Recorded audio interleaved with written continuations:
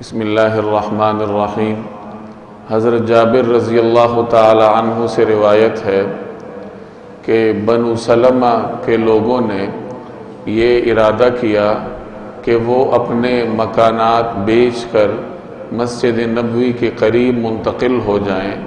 نبی کریم صلی اللہ علیہ وسلم کو جب اس کی خبر ہوئی تو آپ صلی اللہ علیہ وسلم نے ان سے فرمایا کہ اپنے مکانات میں ہی رہو، کیونکہ تمہارے قدموں کے نشانات کا ثواب لکھا جاتا ہے۔ یہ مسند احمد کی روایت ہے۔ بنو سلمہ انصار کا ایک قبیلہ تھا مدینہ طیبہ میں۔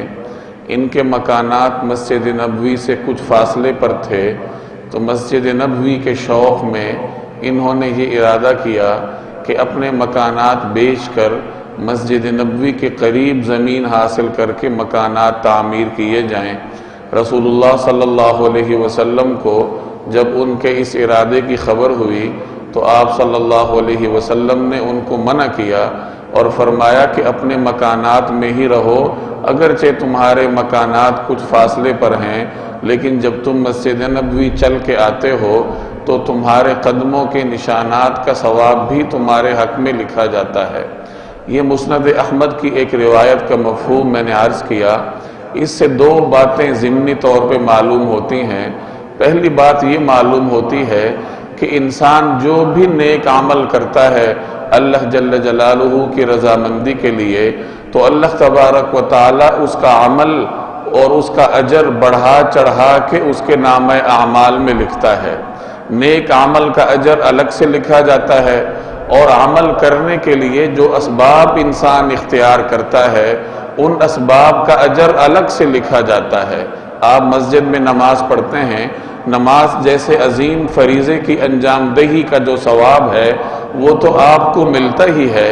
اس نماز کے لیے جو اسباب آپ نے اختیار کیے کہ گھر سے نکلے، راستے میں چلے، پیدل ہوں یا سواری پر ہوں، اور وضو آپ نے کیا، صفائی ستھرائی اختیار کی، زیب و زینت اختیار کی، ان تمام اسباب کا ثواب اللہ جل جلالہ آپ کے نامہ اعمال میں الگ سے لکھتا ہے۔ یہ اللہ جل جلالہ کی رحمت کا معاملہ ہے انسان کے ساتھ کہ جب وہ کوئی نیک کام کرتا ہے اللہ تبارک و تعالیٰ کی جانب بڑھتا ہے، خواہ ایک قدم ہی کیوں نہ ہو، تو اللہ جل جلالہ کی جانب سے انسان کی اس کاوش کی اور کوشش کی بھرپور قدر و قیمت کی جاتی ہے، اس کی قیمت رکھی جاتی ہے اللہ جل جلالہ کے ہاں۔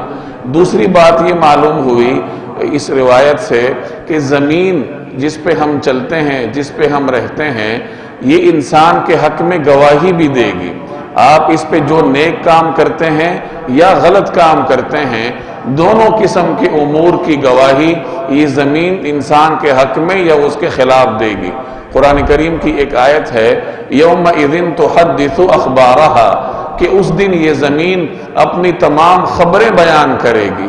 اس کی تفسیر میں مفسرین نے ایک روایت نقل کی ہے حضرت ابو ہریرہ رضی اللہ تعالی عنہ کی کہ نبی کریم صلی اللہ علیہ وسلم سے سوال کیا گیا کہ یا رسول اللہ وہ کیا خبریں ہوں گی یا وہ کیا صورتحال ہوگی جو زمین اللہ تعالیٰ کی بارگاہ میں بیان کرے گی؟ تو نبی کریم صلی اللہ علیہ وسلم نے ارشاد فرمایا کہ تم جو بھی عمل کرتے ہو اس روئے زمین پہ، زمین کی پیٹھ پر، تو زمین تمہارا ہر عمل اللہ جل جلالہ کی بارگاہ میں بیان کرے گی۔ حضرت علی رضی اللہ تعالی عنہ کی حالات میں ایک واقعہ ملتا ہے کہ جب وہ بیت المال کا تمام مال لوگوں میں تقسیم کر دیا کرتے تھے تو بیت المال میں پھر وہ 2 رکعت نفل پڑھتے تھے اور زمین کو مخاطب کر کے فرماتے تھے کہ اللہ تعالیٰ کی بارگاہ میں یہ گواہی دینا کہ میں نے حق کے سلسلے میں مال جمع کیا اور حقداروں میں تقسیم کر دیا۔ تو معلوم ہوا کہ اس زمین پہ آپ جو بھی کام کرتے ہیں یہ زمین آپ کے حق میں یا آپ کے خلاف اللہ تبارک و تعالیٰ کی بارگاہ میں اس کی گواہی دیتی ہے۔ آپ جب اس زمین پہ چلتے ہوئے مسجد آتے ہیں نماز کے لیے تو آپ کے قدموں کے نشانات کا اجر بھی لکھا جاتا ہے،